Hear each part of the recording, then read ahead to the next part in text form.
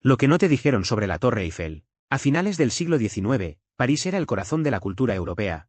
Una ciudad vibrante y llena de vida. Francia se preparaba para acoger la Exposición Universal de 1889, una feria mundial diseñada para mostrar al mundo las grandes innovaciones de la época. Y para conmemorar este acontecimiento, el gobierno francés decidió abrir un concurso. ¿El objetivo? Crea una estructura monumental que sería la pieza central de la exposición. Pero, créanlo o no, el proyecto ganador, el de Gustave Eiffel, fue recibido con una ola de críticas y desprecio. Sí, muchos parisinos odiaban la idea de una torre de hierro gigante en su ciudad.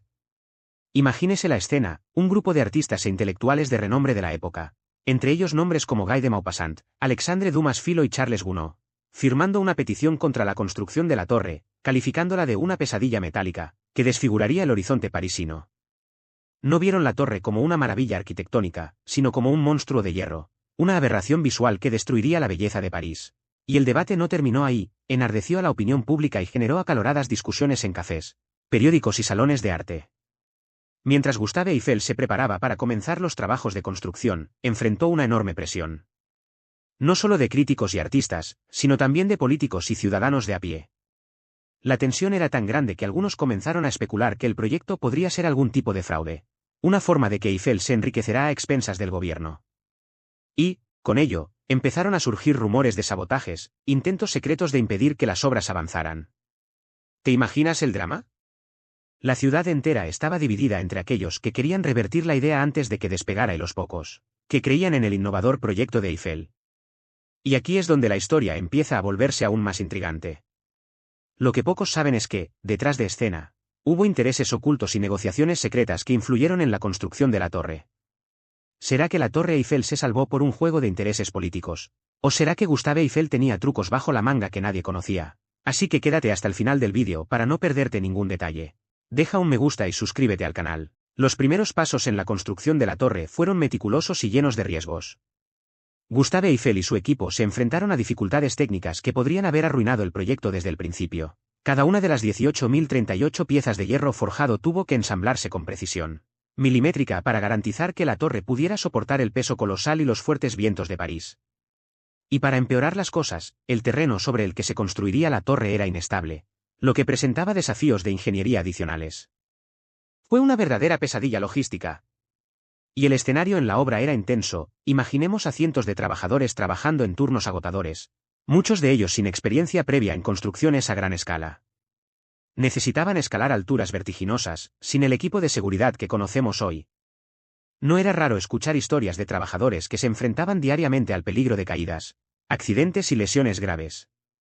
Dicen que algunos rumores hablaban incluso de sabotaje, saboteadores que podrían estar infiltrados entre los trabajadores, comprometidos a hacer fracasar el proyecto. Y en medio de todo estaba Gustave Eiffel, el hombre al frente de esta titánica empresa. Con una mente brillante pero también pragmática, Eiffel sabía que cualquier error podría costarle caro, no solo financieramente sino también en términos de reputación. Estuvo constantemente en la obra, siguiendo cada detalle, cada soldadura, cada tornillo apretado. La presión fue inmensa. No bastaba con completar la torre, era necesario demostrarle al mundo que el proyecto no era un desastre anunciado. Y como si las dificultades técnicas y los rumores de sabotaje no fueran suficientes, Eiffel enfrentó un aluvión de críticas por parte de figuras políticas y de la prensa. Los periódicos publicaron titulares que llamaban a la torre el escándalo de París, y algunos líderes políticos exigieron que el proyecto se detuviera de inmediato. Incluso hubo quienes sugirieron que la torre se utilizara como material de desecho incluso antes de que estuviera terminada. Fue una batalla que tuvo lugar no solo en lo alto, sino también detrás de escena del poder. Pero había algo aún más oscuro desarrollándose en las sombras. Se enviaron cartas anónimas al gobierno, acusando a Eiffel de malversación de recursos, uso de materiales de baja calidad e incluso connivencia con intereses extranjeros. Imagínese el clima de paranoia y desconfianza que rodeó la construcción de la torre. Algunas de estas cartas incluso sugerían que la torre sería un símbolo del dominio alemán sobre Francia, una afirmación absurda, pero que estaba ganando fuerza entre los más conservadores y nacionalistas. El ambiente estaba lleno de tensión. Aún así, a pesar de todos los obstáculos, la torre avanzó. Y a medida que la estructura de hierro se elevaba más y más, algo empezó a cambiar en el aire de París. Las críticas continuaron, pero también creció la curiosidad del público. La gente se reunió para observar la construcción, fascinada por la audacia de este proyecto, por el colosal esfuerzo que se desarrollaba ante sus ojos. Poco a poco, la torre dejó de ser solo un monstruo de hierro a ojos de muchos y empezó a convertirse en un símbolo de innovación y progreso. ¿Y tú, qué opinas de la torre? Déjalo en los comentarios para saber tu opinión. Y así, la Torre Eiffel creció, centímetro a centímetro, hasta convertirse en la estructura más alta del mundo en ese momento, desafiando todas las predicciones de fracaso. Pero el peligro aún acechaba. Porque, a pesar de su grandeza, la torre estaba condenada a ser demolida en un futuro no muy lejano.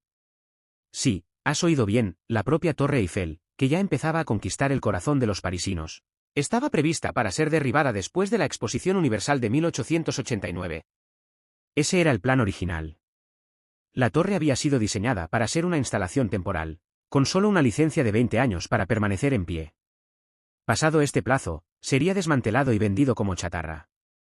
Era como si toda su grandeza no fuera más que un espectáculo pasajero, destinado a desaparecer del paisaje parisino. Pero, por supuesto, Eiffel no estaba dispuesta a permitir que eso sucediera. Decidido a mantener viva su obra maestra, Eiffel comenzó a idear estrategias para demostrar que la torre podía tener un uso práctico más allá de su belleza estética. Fue entonces cuando se lanzó a una verdadera cruzada, buscando demostrar el potencial científico y tecnológico de la estructura. Y así, la Torre Eiffel se convirtió en un campo de experimentos científicos. Gustave Eiffel empezó a instalar en la torre laboratorios de meteorología, física y aerodinámica. Quería demostrar que la estructura podría servir como punto de observación, lugar para estudios climáticos e incluso lugar para transmisiones de radio. Imagínese la escena: científicos fascinados de la época subiendo a lo alto de la torre para medir la presión atmosférica, probar nuevas teorías sobre la electricidad y realizar experimentos de radiocomunicaciones. Para muchos, la torre dejó de ser solo una monstruosidad de hierro y empezó a ser vista como un faro de progreso científico. Y este esfuerzo de Eiffel no fue en vano. La torre se convirtió rápidamente en un centro de interés científico y tecnológico, atrayendo la atención de universidades, institutos e investigadores de todo el mundo. Fue como si, de repente, esa estructura antes odiada comenzara a revelar su verdadero valor. Pero los desafíos continuaron. Los intereses detrás de la demolición eran poderosos y algunos incluso argumentaron que la torre representaba un riesgo para la seguridad pública. Hubo rumores de que algunos grupos de arquitectos y constructores, que veían la torre como una amenaza a sus propias aspiraciones, estaban presionando al gobierno para que cumpliera el contrato y derribara la estructura. Además, la torre se enfrentaba a una batalla contra el tiempo y el desgaste natural. Fuertes vientos, lluvias constantes e incluso rayos cayeron sobre su estructura de hierro, haciendo que muchos creyeran que no sobreviviría mucho más. Y aquí es donde el misterio se profundiza. Hay historias, quizás ciertas o quizás no, de que Gustave Eiffel utilizó influencias secretas e incluso sobornos para asegurar la permanencia de la torre. Algunos dicen que obtuvo apoyo militar para utilizar la torre como estación de observación estratégica en caso de guerra, una táctica que resultaría crucial en los años venideros. Otros susurran sobre reuniones clandestinas con funcionarios del gobierno, donde se hicieron promesas y se estrecharon manos debajo de la mesa. Y aunque no hay pruebas concluyentes, este halo de conspiración y misterio sigue rodeando la torre hasta el día de hoy. Pero una cosa es segura: la Torre Eiffel no fue derribada. Y, por el contrario, obtuvo una supervivencia que nadie habría podido predecir. La decisión de mantenerlo se tomó a los 45 minutos del segundo tiempo, sorprendiendo a muchos y frustrando a muchos otros. Pero aquí es donde la historia toma un giro aún más intrigante. Porque, con el tiempo, la Torre Eiffel pasó a desempeñar un papel secreto y estratégico en el escenario político y militar de Francia. Antes de continuar, deja un me gusta y suscríbete al canal, para que el algoritmo de YouTube recomiende este vídeo y vámonos. A mediados de la década de 1890, la tecnología de la radio comenzó a dar sus primeros pasos. Pocos lo saben, pero la Torre Eiffel fue uno de los primeros lugares que sirvió como estación de transmisión de radio en Francia. El gobierno rápidamente se dio cuenta de que su altura era perfecta para enviar y recibir señales a largas distancias. Y así, mientras la mayoría de la población todavía lo veía como una curiosidad turística o una monstruosidad de hierro, los militares lo veían como una herramienta crucial. Así, en 1903, la torre se convirtió en un punto central para los experimentos de transmisión de radio del ejército francés. Lo que pocos sospechaban era que la utilidad científica de la torre ocultaba algo más profundo.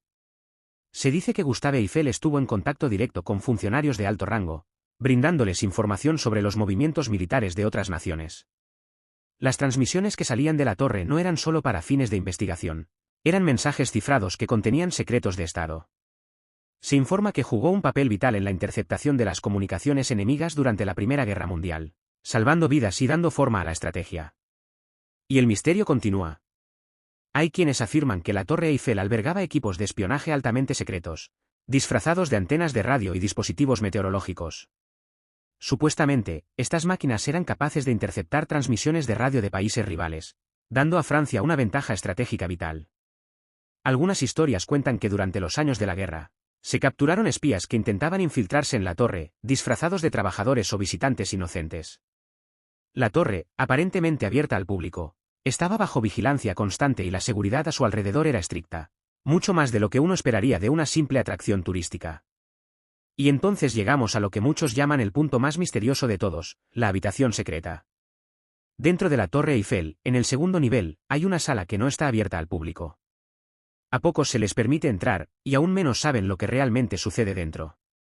Algunos dicen que se trata de una antigua oficina de Gustave Eiffel, conservada como relicario del pasado. Pero otros afirman que se trata de una sala de operaciones de inteligencia, un centro de mando disfrazado, donde hasta el día de hoy se toman decisiones importantes. Informes de ex empleados hablan de puertas que se cierran solas, ruidos extraños por la noche e incluso sombras que se mueven sin explicación. Incluso hay quienes creen que la torre esconde pasadizos secretos que conducen a túneles subterráneos, conectándola con otros puntos estratégicos de París.